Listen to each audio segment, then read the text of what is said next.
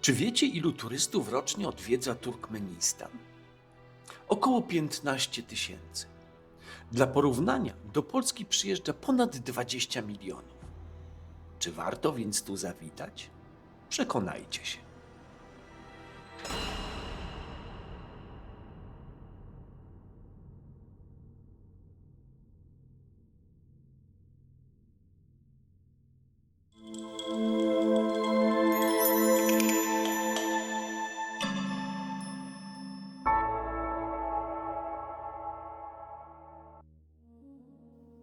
Szósta rano. Wychodzimy z hotelu. Przed nami bardzo intensywne 3 dni. Korzystając z tego, że o tej porze nie ma tłumu turystów, robimy zdjęcie pomnikowi Nasreddina Hodży. Łapiemy Yandexa, takiego odpowiednika Ubera, i ruszamy w drogę. Niebieska godzina w Pucharze. Słoneczko wschodzi. Chevrolety jeżdżą.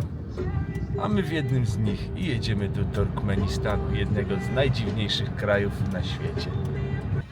Idziemy z bardzo sympatycznym panem kierowcą, który ma na imię Samat. Przed nami 2 godziny jazdy do granicy. Czytaliśmy wiele dziwnych informacji o Turkmenistanie, więc usiłuje się coś podpytać Samada. A wy byli w Turkmenistanie? Нет, Nie. потому что виза получать тяжело там. Widzę za droga. Nie, że ciężko jest dostać wizy. Bezskutecznie. Ale za to dowiedzieliśmy się wszystkiego o nim i jego rodzinie. 3 дочка, 2 Synowie. сыновья. Ну, узбеком семья большая. У родителей, у меня родители 6 детей, например. Aha. У них сейчас около 16 или 18 внуков. Boże mój, Где-то 18 wnuków. Да. 18 wnuków? Tak, Еще 18 wnuczek. плюс 9 правнуков, по-моему. 9 prawnuków. правнуков.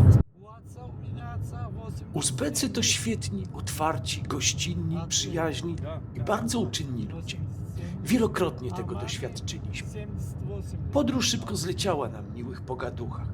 Слава Богу, еще они здоровы.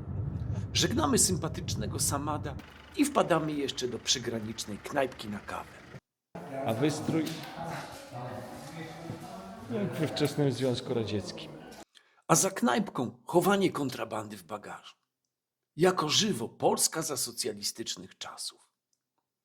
Przechodzimy bez problemu granicę uzbecką i 1,5-kilometrowy pas ziemi niczyjej próbujemy przejść na piechotę. Ale nas zawracają. Transport odbywa się 2 tak zwanymi marszrutkami. Do połowy uzbecką, a dalej turkmeńską. Po 5000 sum za osobę od każdego przejazdu. To niecałe 2 złote. Z oczywistych względów przejścia granicznego nie filmuję. Po 10 pokazywaniach paszportów już jesteśmy w Turkmenistanie. Formalności przejścia przez granicę trwały około godziny. Wiza, opłata turystyczna i szybki test na COVID to koszt $98 amerykańskich na osobę dla obywateli Polski. Na granicy czekali już na nas przedstawiciele turkmeńskiego biura turystycznego Gadymy Miras, z którym to biurem nawiązałem kontakt, będąc jeszcze w Polsce.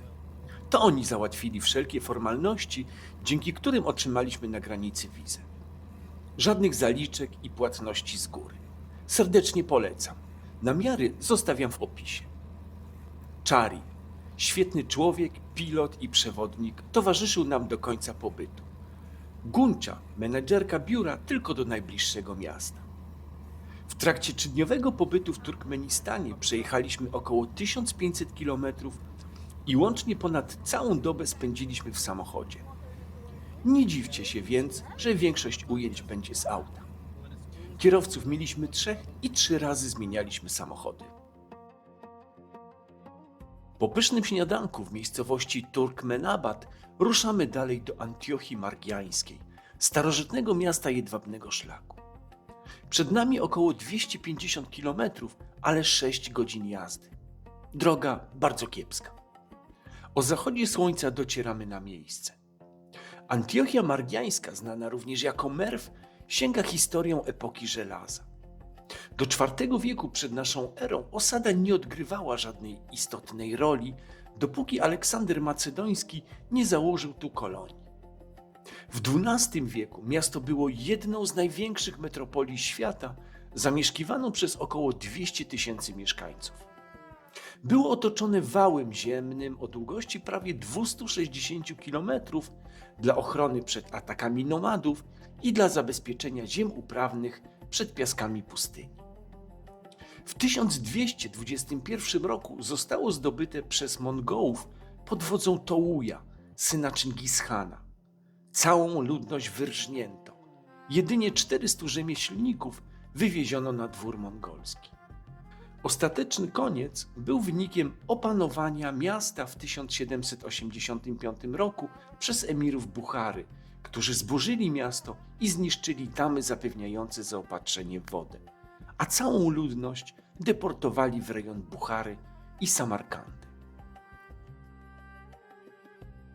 Zapada zmrok, więc mamy możliwość obejrzeć tylko kilka miejsc tego rozległego starożytnego miasta. Mauzoleum sułtana Sandżara z XII wieku, ostatniego liczącego się władcy z dynastii Wielkich Seldżuków. To w okresie panowania tej dynastii pojawiła się nazwa Turkmenii. Rezydencja obronna Kyskala, zbudowana między VI a VII wiekiem i modyfikowana do XII wieku. Charakterystyczną cechą są masywne mury z cegły błotnej o unikalnej, falistej, karbowanej strukturze, która miała zapewniać większą wytrzymałość i chłód wewnątrz budynku. Teraz widzimy mauzoleum Akshab. Dwa niskie budynki z VII wieku, w których są pochowani dwaj towarzysze proroka Mahometa. Ich groby są lokalnym sanktuarium. Za nimi są dwa portale wybudowane w XV wieku przez Szachrucha, syna Tamerlana. Obok znajduje się podziemny zbiornik na wodę, znany jako Sardoba. Pochodzi z XI lub XII wieku, czyli z okresu panowania dynastii Seldżuków, kiedy Merw przeżywało swój największy rozkwit. Jest to budowla zwieńczona charakterystyczną ceglaną kopułą, która wystaje ponad powierzchnię ziemi. Jej zadaniem było gromadzenie i utrzymywanie niskiej temperatury wody pitnej, chroniąc ją przed odparowaniem oraz zanieczyszczeniami w skrajnie gorącym klimacie pustyni Karakum. Takich zbiorników było więcej. Teraz widzimy fragmenty wałów otaczających przed wiekami Merw. Czas na szybką kolację w miłej knajpce i trzeba ruszać dalej. Po ponad 3 godzinach jazdy, tuż przed północą, docieramy do Aszchabadu. To stolica Turkmenistanu, licząca nieco ponad 1 000 000 mieszkańców. Aszchabad jest wpisany do Księgi Rekordów Guinnessa jako miasto z największym zagęszczeniem budynków pokrytych białym marmurem na świecie. Ponad 4,5 miliona metrów kwadratowych marmuru. Jest noc.